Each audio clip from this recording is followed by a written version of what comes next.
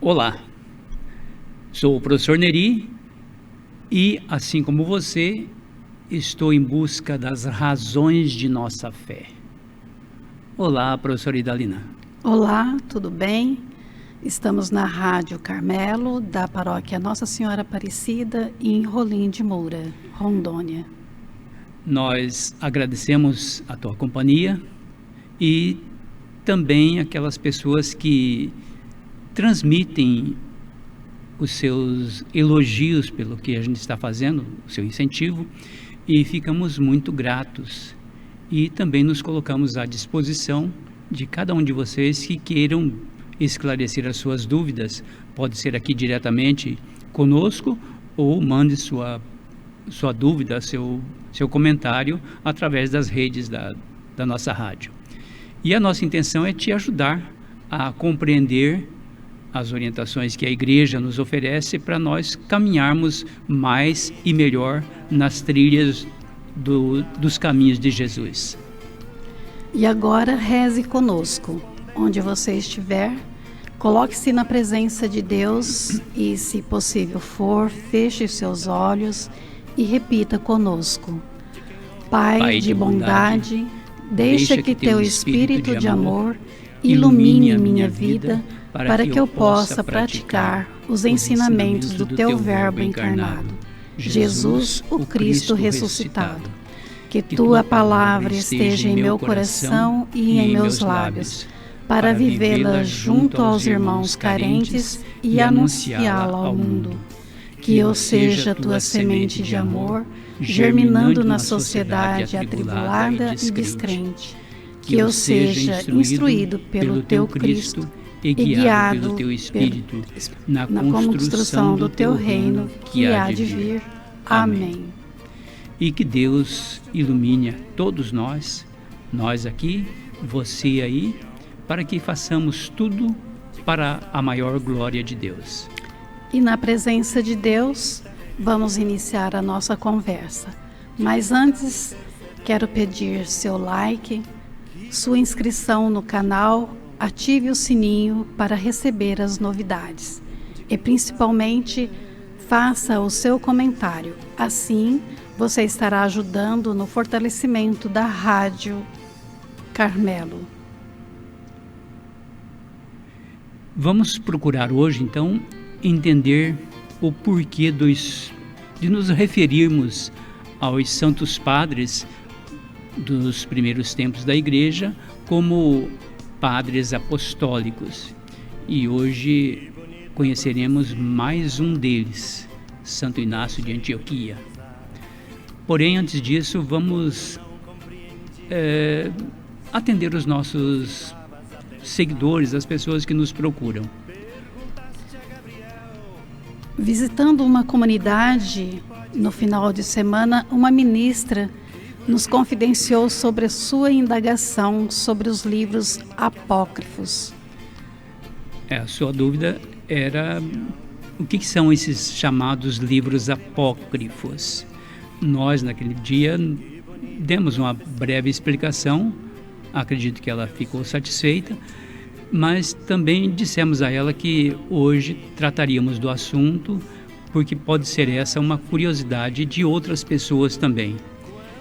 E as pessoas que estão acompanhando a escola bíblica aqui da nossa paróquia já tiveram essa explicação.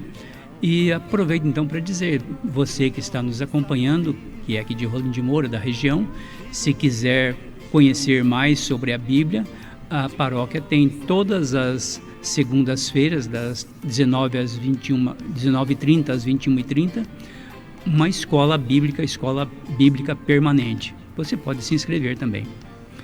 Mas vamos lá, vamos ver então o que são os livros apócrifos. Tem algumas formas de se entender o apócrifo. Uma delas é entender a palavra enquanto a palavra mesmo, seu significado radical, seu significado lá na língua grega ainda. Ela é composta, então, a palavra apócrifo é composta de duas outras palavras, apó e criptem. Apó significa andar de lado, paralelo, estar ao lado. E o crypten significa escondido. O pessoal que mexe com informática aí sabe bem disso. Quando tem alguma coisa dentro da linguagem da informática que é encriptado ou encriptar algo, significa que essa mensagem, esse código da informática está escondido, não está acessível a todas as pessoas. Então, isso é o encriptar. Daí também a gente pode entender o que é o apócrifo, que nasce um pouco relacionado a esse crypten. E assim o apócrifo seria alguma coisa que está escondido, uma coisa que está fora do alcance da maioria das pessoas. Está reservado para quem conhece o código de acesso a esse elemento que está escondido. Então, essa é uma forma de conhecer, de entender o apócrifo, a capacidade de desencriptar aquilo que está encriptado, que está escondido. Outra forma de se entender a palavra apócrifo, o que está escondido, refere-se a como compreender num estudo bíblico. Você sabe que a nossa Bíblia católica ela é composta de 72 livros. São chamados livros canônicos, pois fazem parte do conjunto dos livros que a Igreja considera como inspirados por Deus e que, portanto, transmitem a palavra de Deus. Porém, na época que os livros da Bíblia estavam sendo escritos, surgiram muitos outros textos e que também, de alguma forma, falam sobre Deus, das maravilhas de Deus. Mas, quando a Igreja decidiu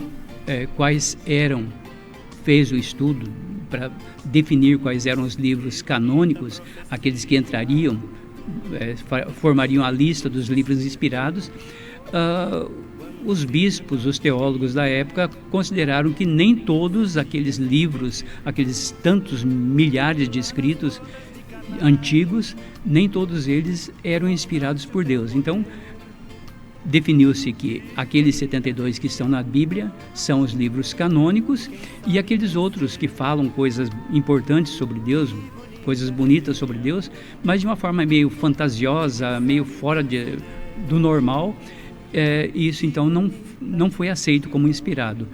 A esses livros nós chamamos também de apócrifos. Por quê? Porque estão ao lado dos livros inspirados.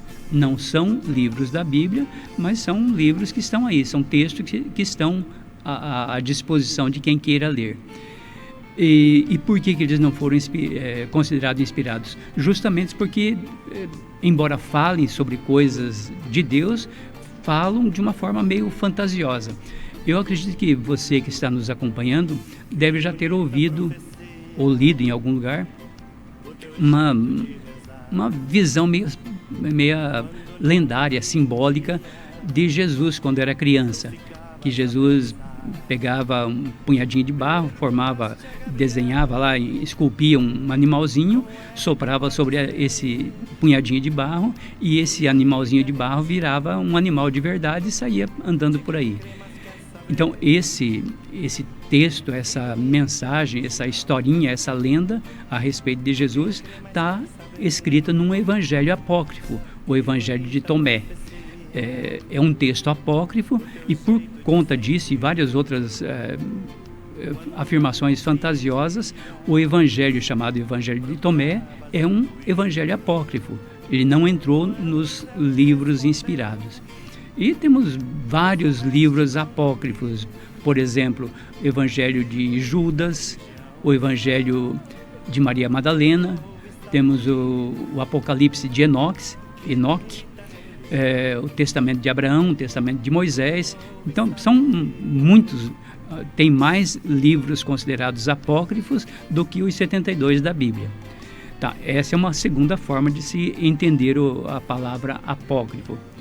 E na nossa Bíblia católica, em relação à Bíblia dos irmãos das outras igrejas evangélicas, tem uma diferença. Nós temos 7 livros a mais. Esses 7 livros a mais que nós, católicos, temos na nossa Bíblia, nós chamamos de deuterocanônicos, quer dizer, que entraram num segundo cânon, uma segunda lista de livros inspirados. E por que isso? Porque os judeus não aceitaram esses 7 livros como livros inspirados lá na Bíblia deles, dos judeus. E os protestantes, quando houve o movimento da Reforma Protestante, eles disseram: nós vamos seguir a tradição dos judeus e não a tradição da Igreja de Roma, que segue o Papa.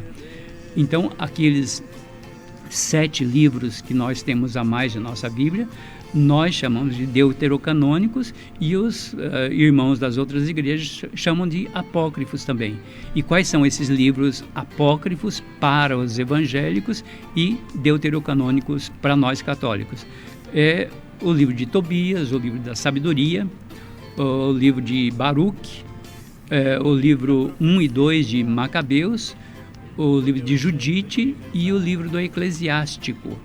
Então, esses são para nós os deuterocanônicos, e para eles são apócrifos. Então, o que são livros apócrifos?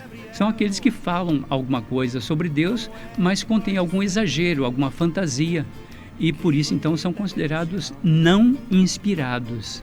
E no mundo das igrejas da Reforma, são apócrifos. Além desses todos os outros, esses 7 livros que na nossa igreja são chamados de deuterocanônico. Então, é mais ou menos essa a ideia do que significa, o que são os livros apócrifos. Acredito que estamos ajudando, e se você não entendeu bem, pode nos procurar, que podemos dar explicações melhores, maiores. E se você também tiver outra dúvida, pode também nos procurar. Ok, certinho. Vamos fazer um breve instante de intervalo para refrescar a garganta. De quem ouve, sabe ouvir.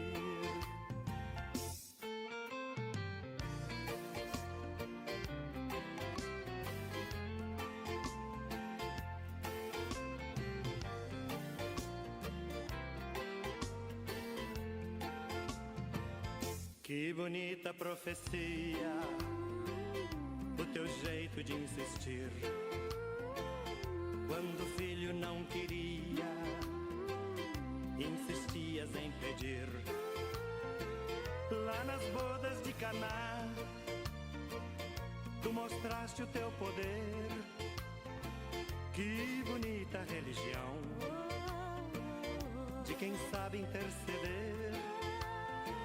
Que bonita religião, de quem sabe interceder. Que bonita religião, de quem sabe interceder.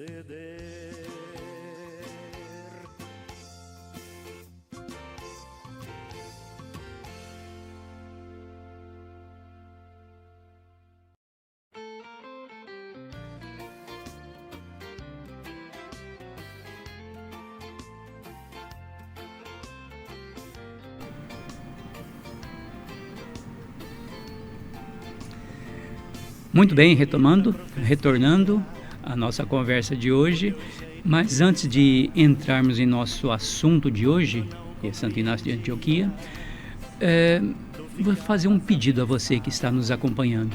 Ajude a fortalecer a nossa Rádio Carmelo. Comente a programação com os amigos. Tem o nosso programa aqui, tem os outros também, o Santo Terço, que é todos os dias, 6 horas. Comente com os amigos, compartilhe a nossa programação. E se você gostou, está gostando, faz um sinalzinho de positivo lá, aperta aquela mãozinha com o sinal de positivo, porque é muito bom para nós. E a gente saber que você está nos acompanhando e gostando. E se gostou bastante mesmo, pode compartilhar com muita gente para que essa mensagem chegue a outros lares além do teu. Vale lembrar aqui uma frase do um padre lá, padre redentorista, lá da Rádio Aparecida, de anos atrás, padre Vitor, que dizia: quem ajuda na pregação tem mérito de pregador. Você que está nos acompanhando pode também, então, ajudar na pregação. Compartilhe. Então agora vamos ao assunto de hoje. Padres apostólicos. Quem foram? Por que são chamados padres apostólicos? E veremos muito mais, não é isso, Nirinho? Isso mesmo. O nosso encontro anterior, nós já falávamos algumas coisas, dizendo que os estudiosos organizam os estudos da patrística, a patrologia, quer dizer, o estudo dos santos padres, em 3 grupos: os padres apostólicos, os padres apologistas e os escritores da maturidade. Então, os 3 grupos da patrística. E hoje então falaremos sobre os padres apostólicos. Exatamente. Vamos conhecer os padres apostólicos e lembrar que todos eles, todo o grupo de santos padres, formam o grupo dos padres da igreja. Os padres da patrística. Porém, aquele grupo inicial, lá do início, bem próximo dos apóstolos, são aqueles que nós chamamos de padres apostólicos. Então foi por conta deste contato com os apóstolos de Cristo que foram denominados padres apostólicos. E como os apóstolos de Cristo influenciaram esses novos seguidores? Você que tem nos acompanhado deve lembrar que na semana passada, no encontro anterior, nós mais ou menos comentamos sobre isso. A gente tem dito que Jesus formou, e você já sabe disso, Jesus formou um grupo de seguidores, de homens e mulheres. Ele andava por ali e as pessoas gostavam do que ele dizia e passavam a segui-lo. Às vezes não seguindo, caminhando junto, mas seguindo na ajuda, com hospitalidade, com alimentos, etc. Então, esses seguidores de Jesus, que Jesus escolheu, entre eles, Jesus escolheu 12, aos quais a gente está chamando então de os amigos de Jesus, são os apóstolos. E lembrando que a palavra apóstolo significa aquele que acompanha, aquele que é enviado. Então, os 12 foram enviados por Jesus.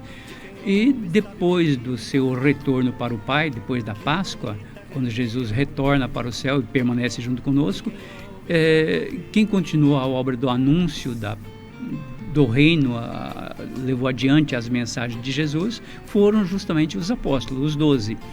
Claro, os outros discípulos também, mas principalmente os 12 aos quais Jesus encarregou.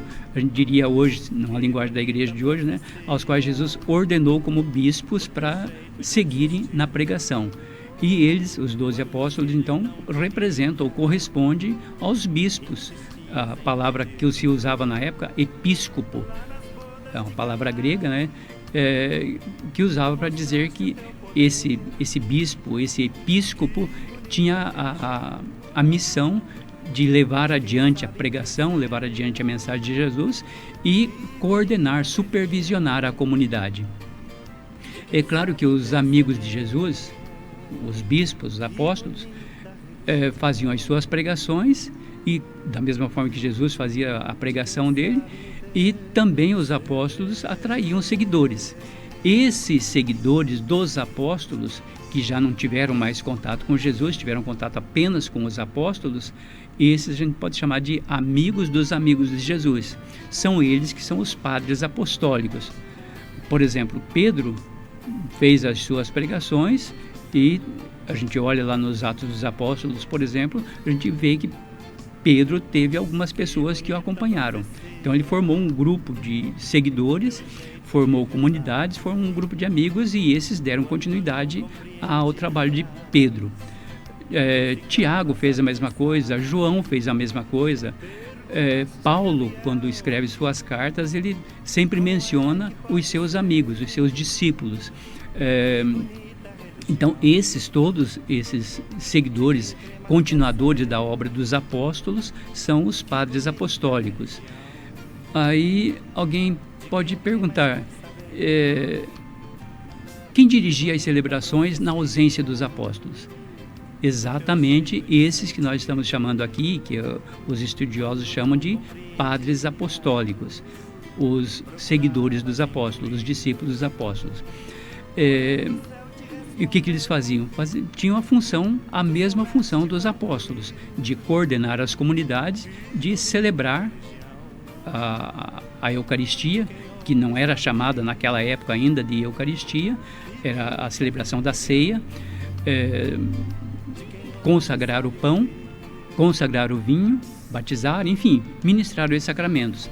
E os apóstolos, então, delegaram a eles essa função de fazer, continuar esses trabalhos eclesiásticos, nós diríamos assim hoje. E esses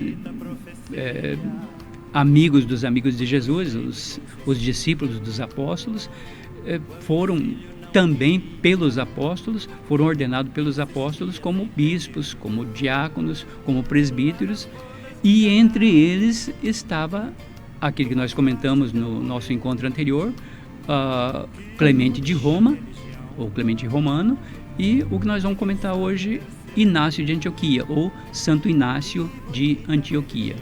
Então foi assim que surgiram os padres apostólicos, no meio do povo, atendendo as comunidades, exercendo funções de autoridade como coordenadores, né?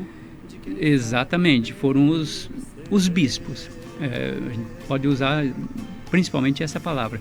Não que fossem somente bispos, mas eram também presbíteros, também diáconos e também pessoas leigas, mas que se comprometiam com a difusão, com a mensagem de Jesus. Então, aí esses que nós chamamos de padres apostólicos. Claro, a gente está concentrando a fala aqui em padres apostólicos, pensando principalmente naquelas pessoas que escreveram alguma coisa sobre o cristianismo inicial. Mas além desses que escreveram, houve muitos e muitos e muitos outros que foram também padres apostólicos, pais da igreja, mas que não deixaram nada escrito, ou que seus escritos não chegaram até nós. E mesmo os escritos que chegaram até nós, dos que nós conhecemos como padres apostólicos, é pouca coisa diante do volume daquilo que eles produziram. Mas essa é uma denominação que nós usamos hoje, nos nossos dias. Nós é que os chamamos de padres apostólicos. Eles, os padres, os discípulos dos apóstolos, eles se sabiam apenas enviados para continuar a obra de Jesus. Eles queriam apenas anunciar. O trabalho deles era esse. Não estavam preocupados com denominações como nós temos hoje. Muitos deles eram, além de colaborar nas comunidades como bispo, eles então escreveram muita coisa, como fazem hoje os bispos das nossas dioceses. Tem uma orientação para passar para toda a diocese e escreve uma carta pastoral. Assim faziam também os bispos daquela época, e principalmente para orientar as comunidades de difundir a fé. E nesse volume de escrito desses padres apostólicos, estamos concentrando só nesses primeiros tempos, eles escreviam as suas cartas, às vezes escreviam as homilias que eles iam proferir na celebração, escreviam tratados de teologia, tudo para explicar os princípios da fé, aquilo que passaria a nortear os fundamentos do cristianismo. E então, esses personagens são chamados padres apostólicos e formam o primeiro período da patrística. E, mais uma vez, lembrando, no outro encontro a gente falou já de Clemente Romano, e que foi o primeiro papa do qual nós comentamos, né? Que serviu na Igreja de Roma. E nós comentamos no nosso encontro anterior. Você disse que eles não se autodenominavam de apostólicos, né? Então, como surgiu essa denominação de padres apostólicos? Quem são eles? Nós temos vários desses que nós estamos chamando de padres apostólicos, e que, se você procurar em livros que falam sobre a patrística, vão ser chamados de padres apostólicos. O termo padres apostólicos passou a ser usado há mais ou menos 400 anos. Em 1672, um pesquisador, Cotelier, escreveu um livro com o título Coleção dos Padres Apostólicos. E nesse livro ele fez uma lista com aqueles que ele chamou de padres apostólicos. Entre eles está Barnabé, Clemente de Roma, que nós já comentamos, o pastor de Hermas, Inácio de Antioquia, que vamos comentar daqui a pouco, Policarpo de Esmirna. E então a esse ele chamou de padres apostólicos porque eram discípulos ou seguidores imediatos dos apóstolos. Mais ou menos 100 anos depois dessa denominação, um outro pesquisador, Galante, acrescentou ao grupo dos padres apostólicos os escritos de Papias e um escrito chamado Diogoneto. E somente em 1883 foi descoberto o manuscrito que hoje nós conhecemos e chamamos de Didaquê, a doutrina dos apóstolos. Então houve um período para ser bem posterior, a gente pode dizer, foi nos nossos dias que passamos a chamar os padres, os santos padres, organizados em grupos, esses 3 grupos que a gente mencionou, em padres apostólicos. E atualmente já temos uma lista definida dos padres apostólicos. Sim, basicamente são esses que a gente mencionou antes. Clemente Romano, né? E a carta aos Coríntios, que a gente comentou rapidamente no encontro anterior. Inácio de Antioquia, aqui temos dele 7 cartas, outras que são atribuídas a ele, mas não dá para dizer com certeza. Policarpo de Esmirna, algumas cartas dele também. Quem mais? O pastor de Hermas, que é um dos padres apostólicos também, menos conhecido do que os outros, do que Clemente, por exemplo, do que Inácio de Antioquia. A carta de Barnabé, que hoje os pesquisadores dizem é uma pseudo-Barnabé, porque depois de fazendo-se a crítica literária, que é o estudo dos textos antigos, se percebe que algumas coisas que são mencionadas na carta de Barnabé não foram escritas no tempo do Barnabé. Então, possivelmente é atribuída a Barnabé, mas é posterior a eles. E Papias, que foi bispo contemporâneo a Santo Irineu, a São Policarpo, e foi discípulo do apóstolo João. E daí, claro, a Didaquê, que é uma espécie de catecismo, a gente pode dizer quase que um dos primeiros catecismos que a igreja construiu para orientar as pessoas que seriam batizadas. E, por último, a carta a Diogneto, que é, na realidade, um texto apologético, meio apocalíptico, escrito provavelmente por volta do ano 120, já bastante posterior aos apóstolos também. Então, os padres apostólicos foram considerados os primeiros escritores cristãos. Os escritos desses santos padres são difíceis de se localizar ou hoje não mais? Houve uma época que quase ninguém conhecia os escritos dos santos padres e, consequentemente, dos padres apostólicos. Era um tipo de literatura que não chama muita atenção para quem gosta de ler aleatoriamente. É uma literatura que chama atenção de quem gosta de conhecer a história da igreja. Então, alguém que gosta de ler um romance, um bom romance, por exemplo, não ia gostar de ler os textos dos santos padres, mesmo porque teria que saber grego e latim para ler esses textos lá nos seus originais, porque praticamente não haviam traduções. Mas hoje, com os recursos da informática, recursos modernos, se nós digitamos lá no buscador que nós temos no nosso aparelho lá, por exemplo, Pastor de Hermas, vão surgir centenas de comentários, até milhares de comentários sobre esse escrito e inclusive algumas traduções. Mas para quem leva a sério mesmo o estudo, a leitura dos documentos da igreja, da história, é bom tomar cuidado com esses textos aleatórios que estão na internet em qualquer área, né? Tanto de outras ciências como da teologia também e da história. Então é bom procurar editoras que publicam esses textos. No mundo católico a gente tem a editora Paulus, que tem uma coleção que a gente já mencionou, a editora Loyola tem algumas coleções também sobre os Santos Padres, a editora Vozes tem uma coleção também. Não sei se está sendo editado ainda, mas entre os evangélicos tem a editora Sinodal, que publicou há um tempo atrás uma coleção dos Santos Padres. Então a gente precisa tomar cuidado para não ler qualquer coisa pensando que é daqueles tempos antigos.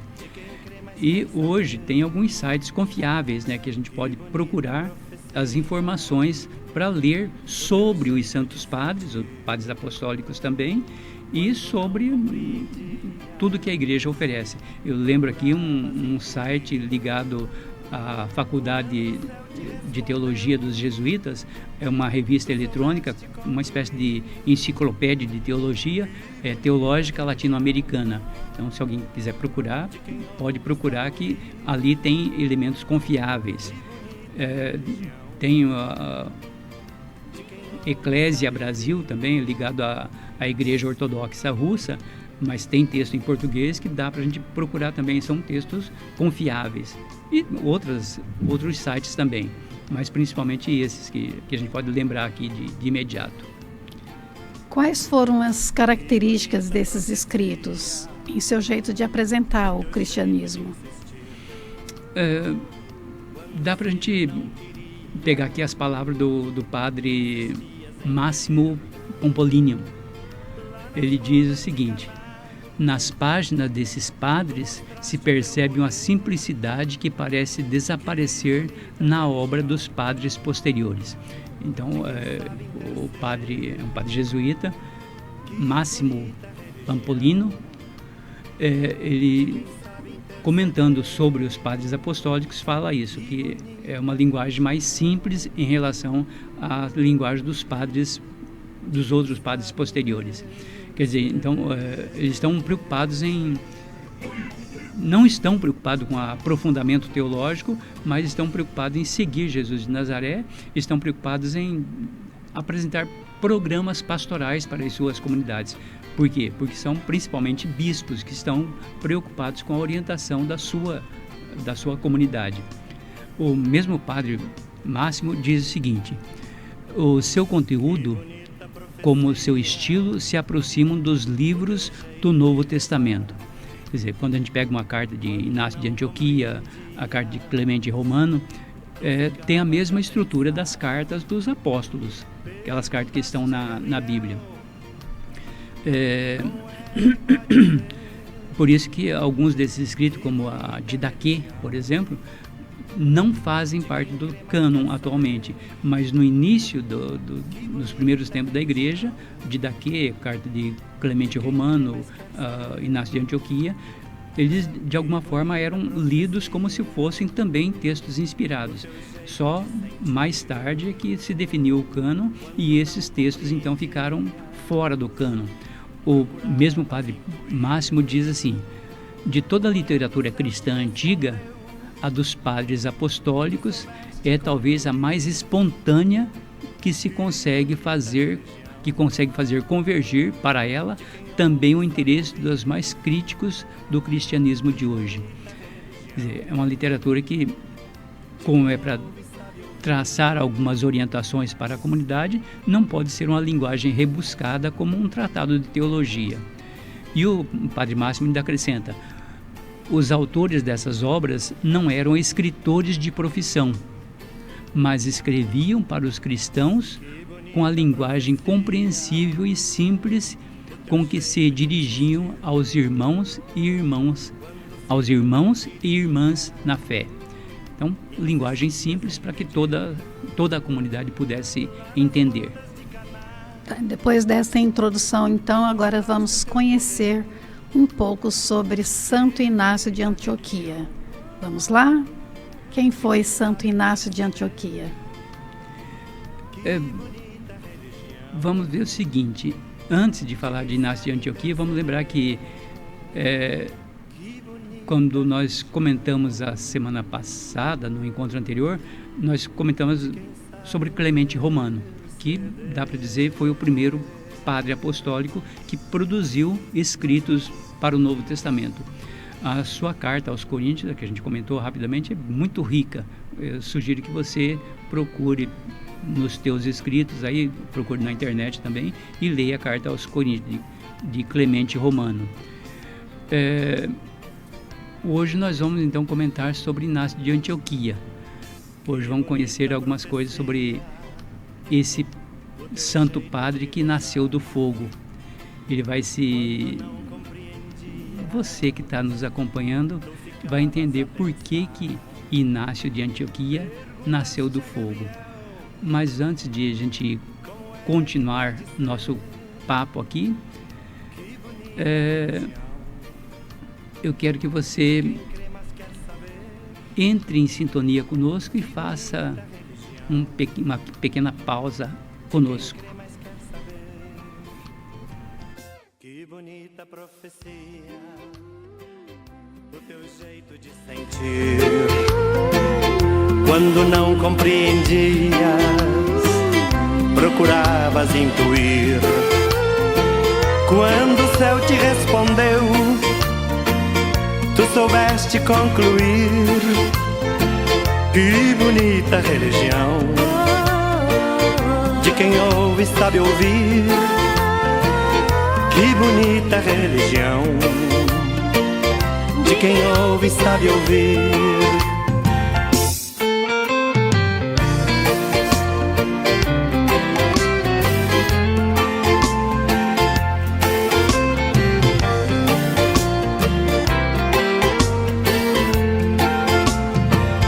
Que bonita profecia, o teu... Voltamos. Você estava me perguntando o que mesmo? Sobre o padre que nasceu no fogo? Isso é bem curioso, né? O padre que nasceu do fogo. Como assim? Como que isso aconteceu? Antes da gente entender por que Inácio de Antioquia nasceu do fogo, vamos entender um pouquinho sobre a igreja lá de Antioquia. Quem está acostumado com a leitura da Bíblia já leu nos Atos dos Apóstolos, e os Atos dos Apóstolos mostram a importância dessa comunidade de Antioquia. Sugiro que você pegue tua Bíblia e leia lá no capítulo 11 de Atos dos Apóstolos, e principalmente os versículos 19 a 30. Ali, nesse trechinho, 19 a 30, está a narrativa da fundação da comunidade de Antioquia. E é uma comunidade que começa contando que os cristãos foram perseguidos em Jerusalém, nós já sabemos disso, e por conta dessa perseguição eles se esparramaram, é o que é chamado de diáspora. Eles se esparramaram por várias regiões do mundo da época. Esses grupos que se refugiaram em várias cidades, alguns deles foram se esconder na cidade de Antioquia, diz o texto de Atos. Falaram um grupo desses refugiados chegou a Antioquia e falaram aos gregos, anunciando-lhes a boa nova do Senhor Jesus. Então os apóstolos, os discípulos dos apóstolos fugiram por conta da perseguição em Jerusalém, e alguns deles se refugiaram em Antioquia. E o trecho lá de Atos dos Apóstolos prossegue falando que muitos se converteram diante da pregação dos apóstolos. E depois também, logo em seguida, no trecho de Atos, fala que Barnabé ficou sabendo dessa comunidade, foi até lá, e depois ele buscou Paulo para vir ajudar na pregação em Antioquia. Mas o que nos interessa aqui são dois pontos. Primeiro é o que a gente pode ler aqui lá em Atos dos Apóstolos. Foi em Antioquia que os discípulos foram chamados pela primeira vez de cristãos. Então, o nome que nós damos a nós, seguidores de Jesus, de cristãos, foi criado pela comunidade de Antioquia. E outra coisa que Antioquia tem de importante, além de ser um importante centro missionário, é que está escrito lá em Atos 11, 29. Decidiram então os discípulos, cada um segundo suas posses, enviar contribuições para os irmãos que moravam na Judéia. Por quê? Porque a Judéia estava passando por dificuldade econômica, passando fome, tinha vários problemas, inclusive por conta das perseguições, e os cristãos então, ouvindo a pregação dos discípulos, ouvindo a pregação dos apóstolos, perceberam que o irmão não pode deixar o outro irmão passando necessidade. Então fizeram a coleta e mandaram. Esse é um dos princípios dos mandamentos de Jesus: amar a Deus e amar ao irmão. E essa comunidade de Antioquia aprendeu muito bem a fazer isso. Isso significa então que essa comunidade foi muito importante para a caminhada da igreja dos primeiros tempos. Sim, exatamente, foi muito importante. Tão importante que, juntamente com Roma, depois também com Alexandria, Jerusalém e mais tarde com a cidade de Constantinopla, foi considerada as 5 grandes cidades da igreja. São chamadas grandes cidades porque elas tinham característica, claro, de cidade grande, e porque ali se concentraram os apóstolos, e por serem uma cidade grande, cidade influente para a região, a partir dessas cidades o cristianismo se espalhou com mais facilidade. Nós entendemos hoje, nós que moramos numa cidade relativamente pequena, não temos muita influência sobre outras cidades, mas as cidades maiores, quem mora, por exemplo, aqui em Rondônia, tem uma certa influência sobre nós aqui, a cidade de Ji-Paraná, sobre o Rolim de Moura.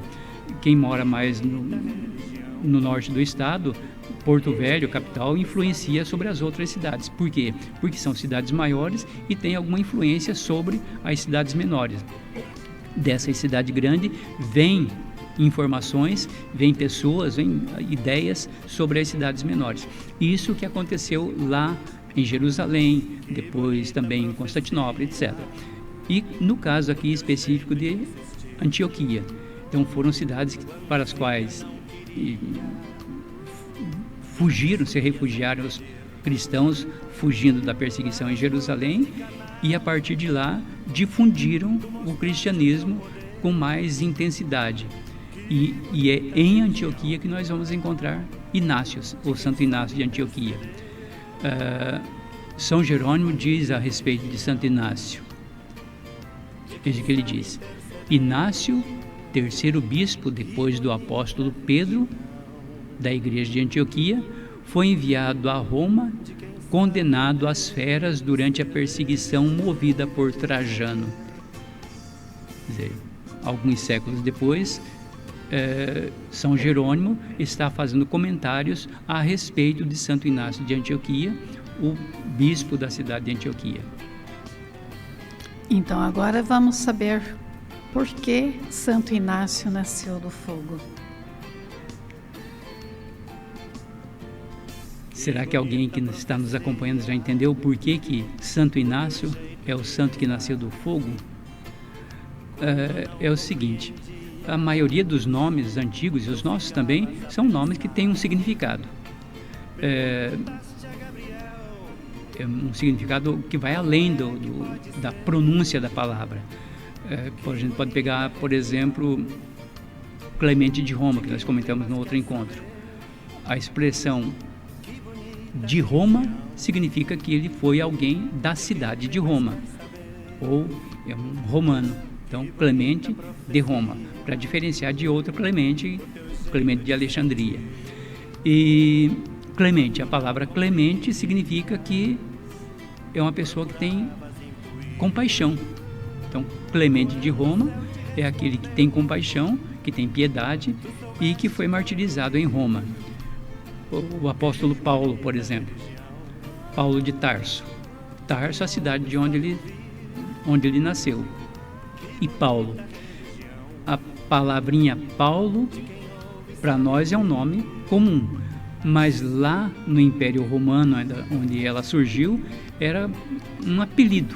um apelido dado para as pessoas de baixa estatura. Então a palavra Paulo significa pequeno, baixinho.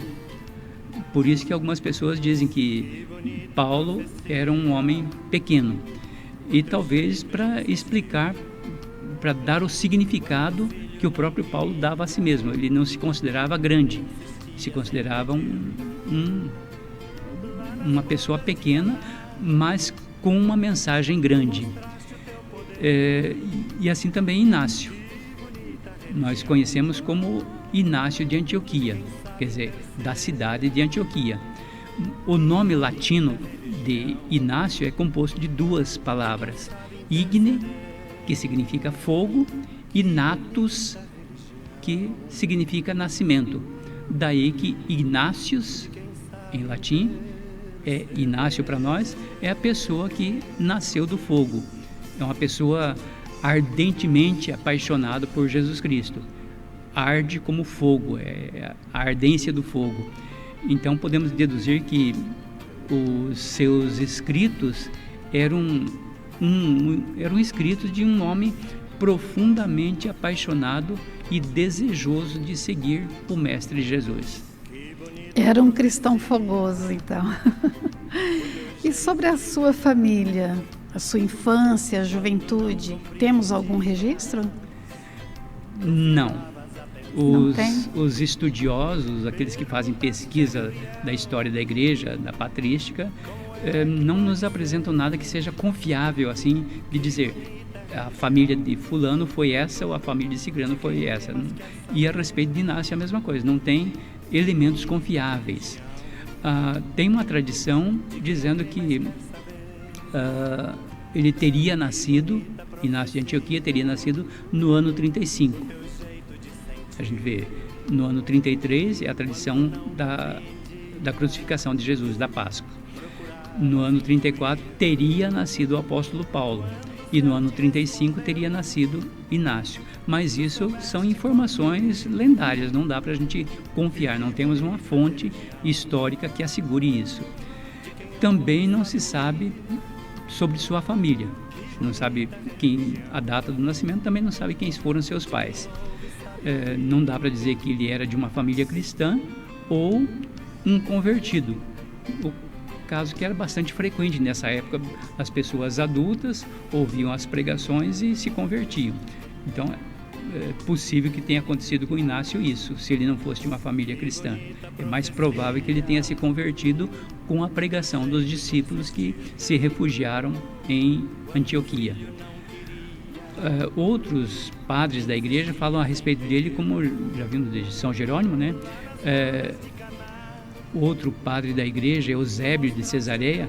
Esse Eusébio escreveu uma obra muito importante chamada História Eclesiástica.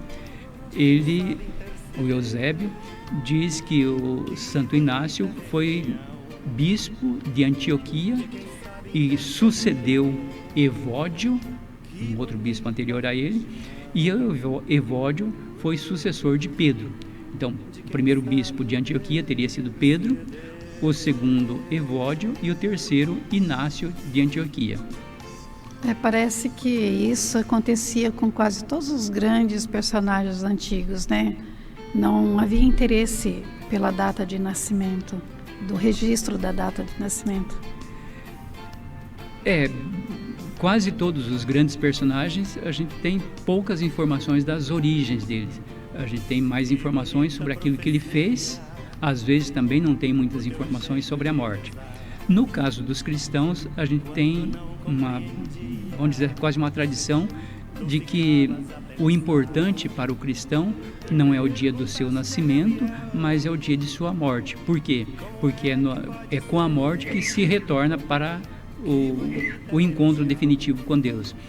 E no caso de Santo Inácio de Antioquia, parece que ele foi mais ou menos isso. Não deram muita importância para suas origens, foi dado muita importância para o que ele escreveu e, claro, pelo momento de sua morte. O que aconteceu com a sua morte? Ele foi martirizado, foi levado preso para Roma e lá em Roma ele foi dado como alimento aos leões no Coliseu romano.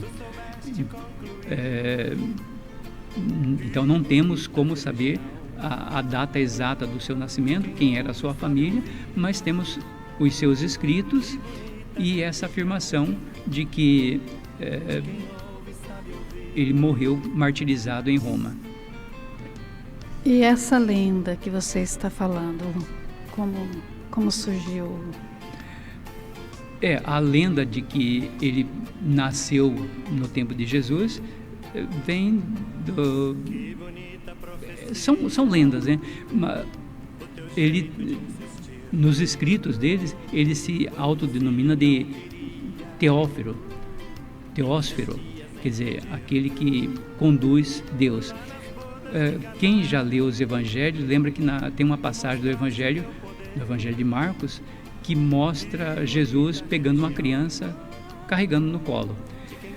Daí então que o folclore, as lendas surgem, né? Uma passagem do evangelho fazendo uma afirmação, e como Inácio era uma pessoa ardentemente apaixonado por Jesus, então passou a se dizer que ele carregava Jesus.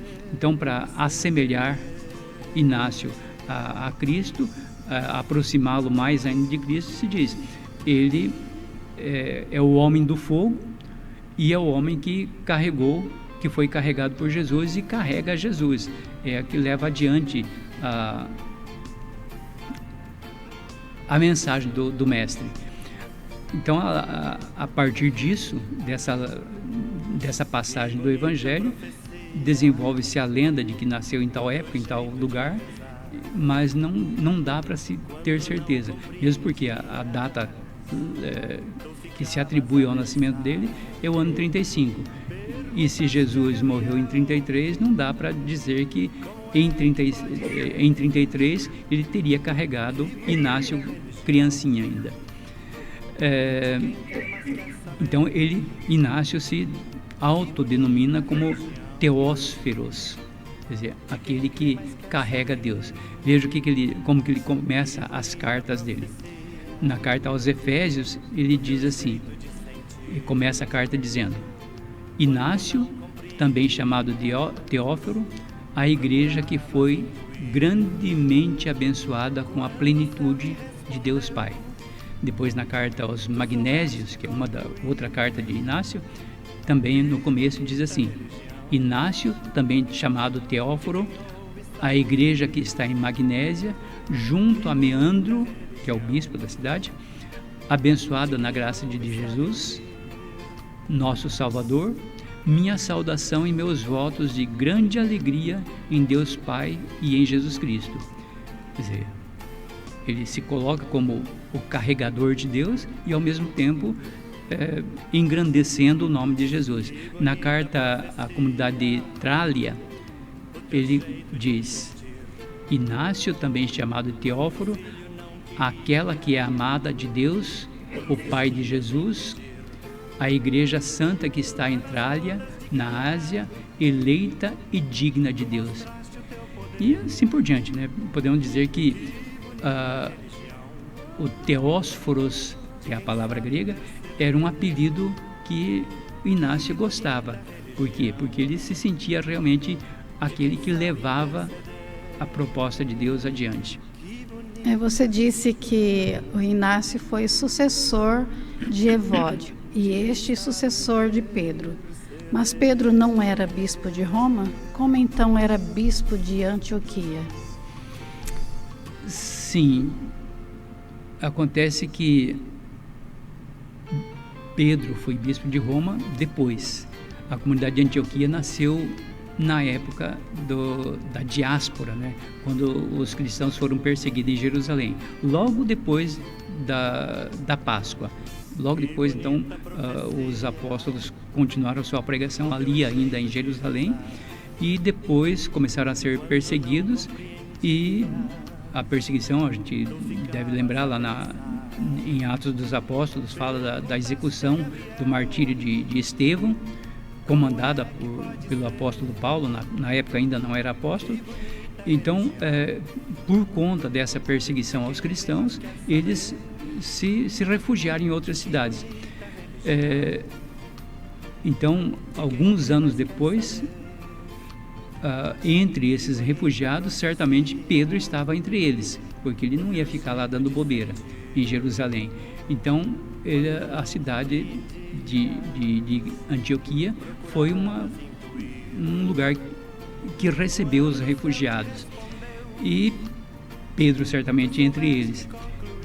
Pedro, como grande missionário que era, grande pregador que era, o responsável, o coordenador das comunidades, esteve então como missionário na cidade de Antioquia e depois ficou um tempo residindo lá.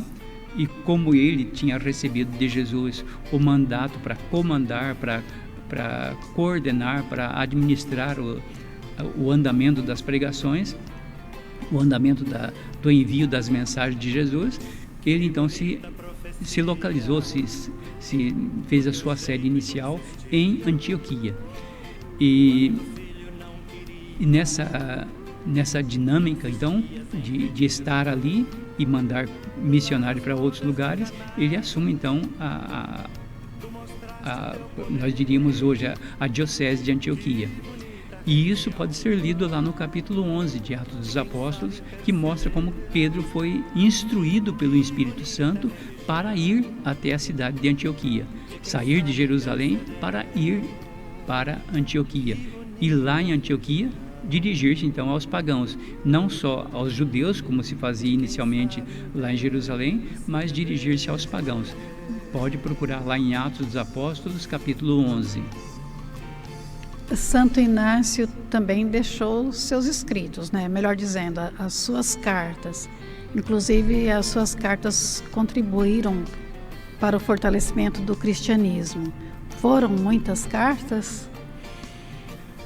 Com certeza ele escreveu muitas, mas que chegaram a nós, com certeza, são 7. Possivelmente deve ter escrito inúmeras outras, como os outros padres, os outros bispos da época, com certeza escreveram muita coisa, mas como nem tudo se preserva, muito do que se escreveu na antiguidade se perdeu. Então temos hoje com certeza 7 cartas.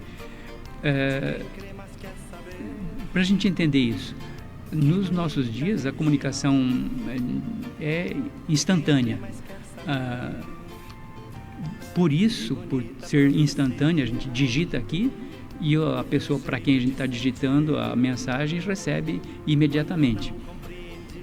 Então, por isso a gente perdeu o significado, o sentido, a profundidade da comunicação pelas cartas.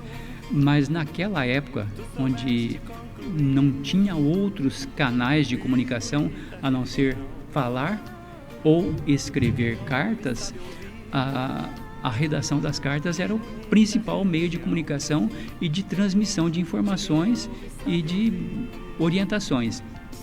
Então as cartas foram esse principal meio de comunicação. A gente pode lembrar de Paulo, que escreveu algumas cartas, Pedro, as cartas de Pedro, as cartas de Tiago. Então, da mesma forma que Pedro, Paulo, Tiago e outros, escreveram também os santos padres. No caso de Inácio de Antioquia, nós temos segurança de dizer que ele escreveu 7 cartas. Eu vou ler aqui o título, as comunidades para onde ele enviou. Uma carta aos Efésios, lembra que Paulo também escreveu aos Efésios. Uma carta aos Magnésios, uma carta aos Tralianos, da cidade de Trália, uma carta aos Romanos, Paulo tem uma carta aos Romanos, aos Filadelfienses, aos Herminotas ou Esmirnenses e uma carta a Policarpo, o bispo Policarpo. E em cada uma dessas cartas, a gente pode dizer assim, tem reflexos no escrito de Inácio, tem reflexos da teologia de Paulo e do apóstolo João. Então ele é um discípulo ao mesmo tempo de Paulo e de João, a julgar pelos escritos de Inácio de Antioquia, nessas cartas que nós conhecemos dele. Como são essas cartas? Tem algo a ver com as cartas que encontramos na Bíblia? Tem a estrutura das cartas, é sempre a mesma. Tem a mesma, sempre exatamente igual a estrutura. Sempre começa com uma saudação inicial. Em seguida, a saudação vem alguns comentários, às vezes algum elogio, ou já começa uma bronca para com a comunidade. Nas cartas de Inácio, normalmente são elogios à comunidade, para onde ele está destinando a carta. E depois vem o desenvolvimento da carta, que é a parte maior da carta, onde ele diz o que ele pretende dizer, quais os recados que ele pretende transmitir, e uma saudação final. Só esse detalhe aqui do desenvolvimento da carta, a gente às vezes pode ler um desses escritos antigos, a carta de Paulo, por exemplo, e a gente vê ele dizendo: abracem-se uns aos outros, sejam companheiros uns dos outros. Quando a gente vê expressões como essas, ou outras tantas, né, as orientações que são passadas, significa para nós que, ao dizer sejam fraternos uns com os outros, significa que naquela comunidade para onde ele está dirigindo a carta não está havendo fraternidade. Se ele diz façam partilha entre vocês, significa que naquela comunidade não está havendo partilha, porque se já estivesse havendo partilha, em vez de ele dizer façam a partilha, etc, etc, ele diria benditos são vocês por estarem fazendo isso. Então, as orientações às vezes aparecem de forma meio velada para nós, mas na época, o jeito de escrever e de se compreender na época, ficava claro quais eram as mensagens transmitidas. Então, como meio de comunicação era esse, a estrutura da carta era basicamente igual para todas as cartas, inclusive as cartas do Novo Testamento, essa de Paulo que a gente está lembrando, de Tiago, de João. E só mais um detalhe: como esse era o único meio de comunicação, as cartas eram lidas na comunidade.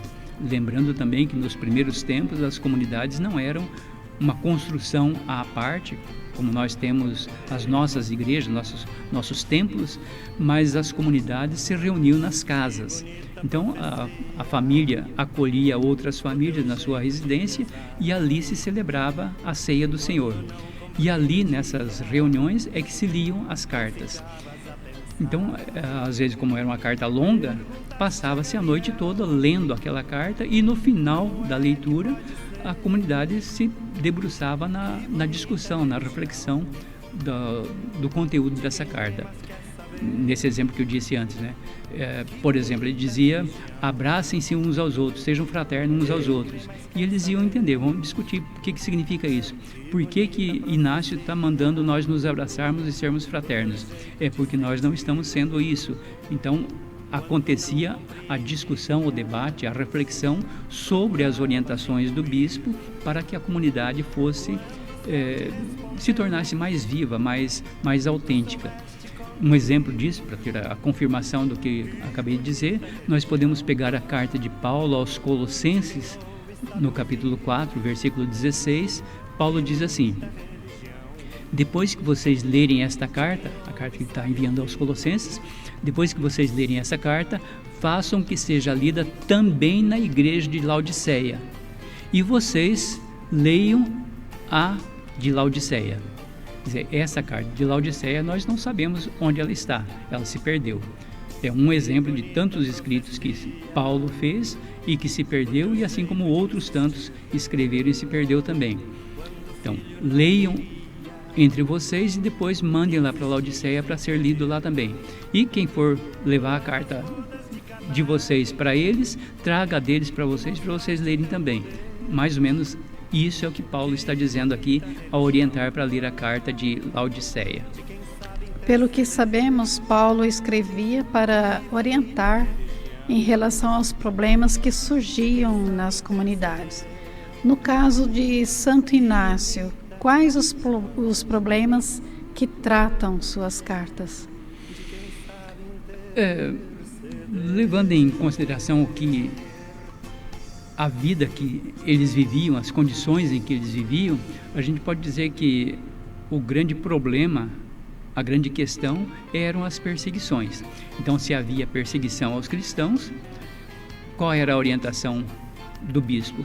Sejam fiéis, suportem as perseguições. Então, ele não tem... não havia ainda incertezas dogmáticas, não havia incerteza teológica, havia certeza de que deve-se seguir o ensinamento de Jesus, e esse ensinamento de Jesus é perseguido pelas outras pessoas, e essa perseguição gera a apostasia, quer dizer, a renúncia da fé. Então, o grande problema era esse. E por esse motivo, às vezes aconteciam divisões na comunidade. Então, dá para dizer assim, nas 7 cartas que nós temos de Inácio, o tema central é a unidade entre os cristãos e entre os cristãos com o seu bispo, com o seu presbítero e com o seu diácono. Ele diz para tratar o bispo... Cadê aqui onde ele diz? A unidade dentro da comunidade, com o bispo e com os irmãos, e ao mesmo tempo convite ao seguimento de Jesus, mesmo diante das tribulações. Alguns pesquisadores informam a gente, para nós hoje, que Inácio diz o seguinte: a igreja deve certos traços que permanecerão adquiridos para sempre, para a doutrina da encarnação e da redenção, da Igreja e da Eucaristia. Inácio trouxe pedras sólidas para a construção dos dogmas católicos. Então, o centro de tudo é a unidade. Unidade em torno do bispo, como eu já disse, dos presbíteros e dos diáconos. E a partir do que ele vai dizendo para gerar essa união, para manter essa união, essa unidade, ele vai dizendo quais são as características da Eucaristia, quais são as características da Igreja, e dizendo é necessário que haja solidez nessa união, nessa unidade. Na carta aos Efésios, cadê aqui a carta aos Efésios? Ele lança as bases daquilo que foi definido depois, em 315, no Concílio de Nicéia. O que ele afirma na carta aos Efésios? Tem um trechinho aqui sobre o fato de Jesus criado e não criado, ser consubstancial ao Pai. Ele não usa essa expressão, mas diz o seguinte: existe apenas um médico, carnal e espiritual, gerado e não gerado, Deus feito carne, filho de Maria e filho de Deus, vida verdadeira na morte, vida primeiro passível, agora impassível, Jesus Cristo nosso Senhor. Então veja, carnal e espiritual, gerado porque nasceu de Maria e não gerado porque é eterno em Deus. Deus feito carne, porque encarnou-se em Maria. Tanto que ele usa a expressão filho de Maria e filho de Deus. Essas expressões que ele usa aqui nessa carta aos Efésios, depois, 300 anos depois, 200 e poucos anos depois, em 315, foi confirmado no Concílio de Nicéia como o nosso credo niceno-constantinopolitano. E veja, no capítulo 1 da carta aos Esmirnenses, ele faz uma síntese daquilo que nós podemos chamar de a oração do creio. Veja só: sois perfeitos na fé imutável, como que pregadores na carne e no espírito, à cruz de Jesus Cristo, confirmados no amor do seu sangue. Estais plenamente convencidos de que nosso Senhor é verdadeiramente da descendência de Davi, segundo a carne, Filho de Deus, segundo a vontade, e poder de Deus, nascido verdadeiramente da Virgem, batizado por João, para que toda a igreja, justiça fosse cumprida por ele. Ele foi realmente pregado por nós em sua carne, sob Pôncio Pilatos e o tetrarca Herodes. Com palavras diferentes, ele está dizendo aqui vários pontos do nosso creio. Se nós pegarmos a oração do creio, a gente vai ver essas palavrinhas aqui que ele está dizendo, elas se encontram de outra forma, mas estão lá no nosso creio. Além disso, Santo Inácio também trata de outros assuntos? Como disse, o principal assunto, dá para dizer, é a unidade, a união entre os cristãos. Mas ele trata também do martírio. Quer dizer, o cristão que é cristão, ele, ao professar a sua fé em Cristo, ele sofre as consequências disso, ele é perseguido. Por quê? Porque nesse momento ainda todos os cristãos não são bem-vindos, e o império persegue e os judeus perseguem. Então ele chama a atenção para a necessidade de imitar os passos de Jesus, e ele faz isso, ele faz a sua caminhada, ele faz sua peregrinação para o martírio e convida todos os seus fiéis a fazerem o mesmo. E ele insiste, inclusive, em dizer: não queiram dissuadir-me de não seguir para Roma para ser martirizado, porque eu quero seguir os passos de Jesus. Do mesmo jeito que Jesus deu o seu sangue por nós, eu também quero dar o meu sangue por vocês. É um sangue dado, então, por amor. Então, a gente pode dizer, os temas importantes de Inácio é a fidelidade a Jesus Cristo, é não desistir dessa fé, é fazer e manter-se em união com o bispo da região, com os presbíteros e com os diáconos. A gente pode dizer, então, os escritos de Inácio de Antioquia, eles acenam para a estrutura, a hierarquia que nós temos hoje na nossa igreja. E essa estrutura que você está falando, essa hierarquia da igreja que Inácio apresenta, é a mesma estrutura que temos atualmente? Em outros padres tem outras formas de falar da hierarquia. Aqui em Inácio é bem explícito isso que nós temos hoje.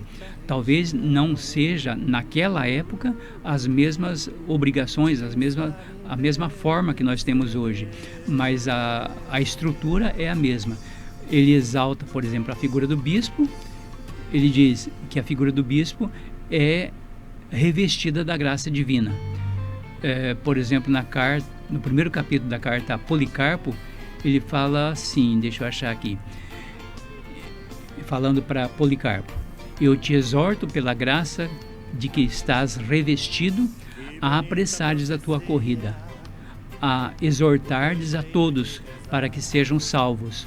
Justifica a tua dignidade episcopal com total solicitude, física e espiritual. Preocupa-te com a unidade, acima da qual nada existe de melhor. Então está falando da figura do bispo, de ser parceiro, nós diríamos hoje, parceiro com a sua comunidade, com a sua diocese, como nós dizemos hoje. Então ele afirma que o bispo é o centro da comunidade.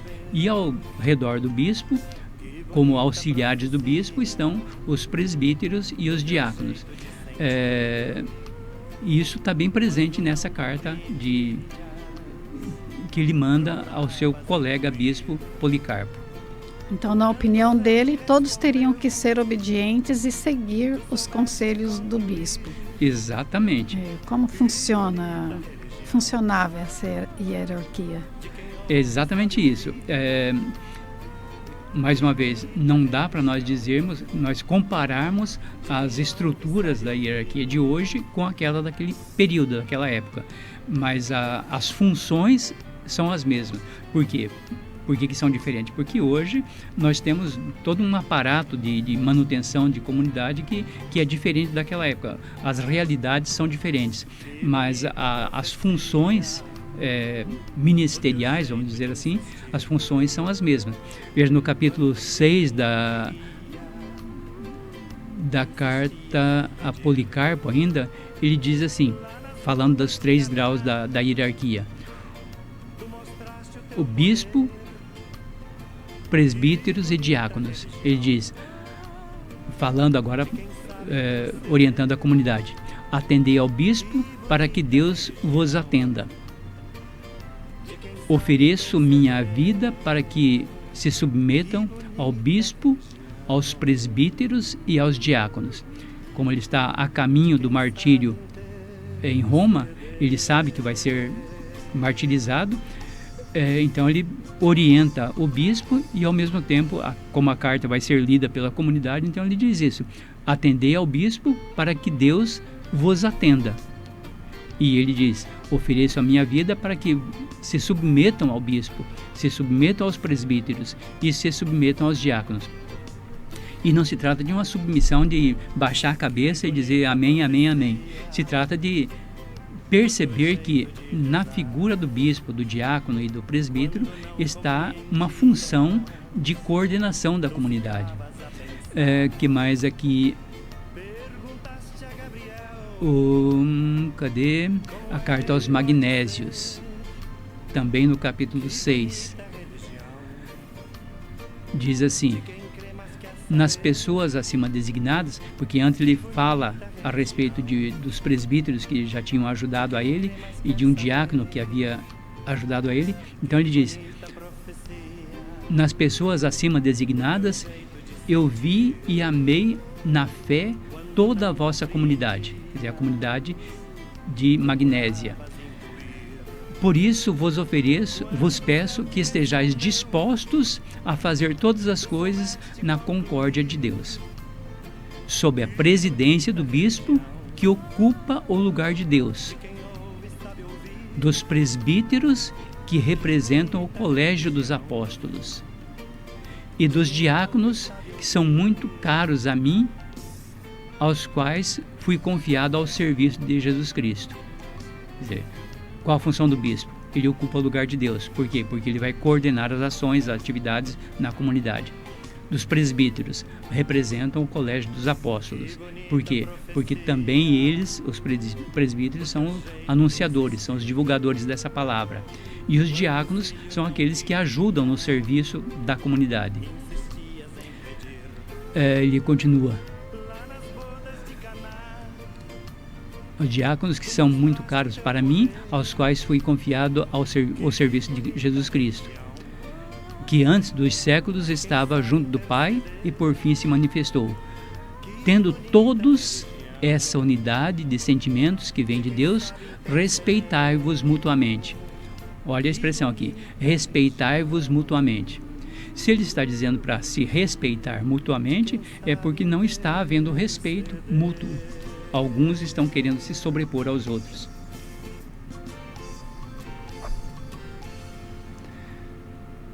Acho que por hoje é só, né?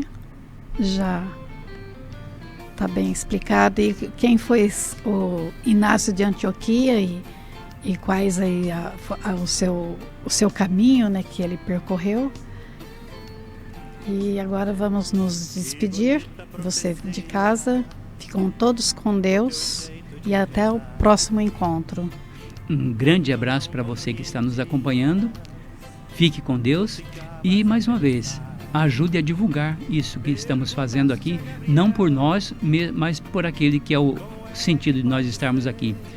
Comente, mande sua dúvida, esteja conosco e estaremos com você e Deus entre nós. Um abraço, até a próxima.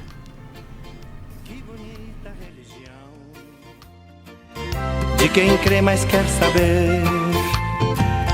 Que bonita profecia, o teu jeito de sentir. Quando não compreendias, procuravas intuir.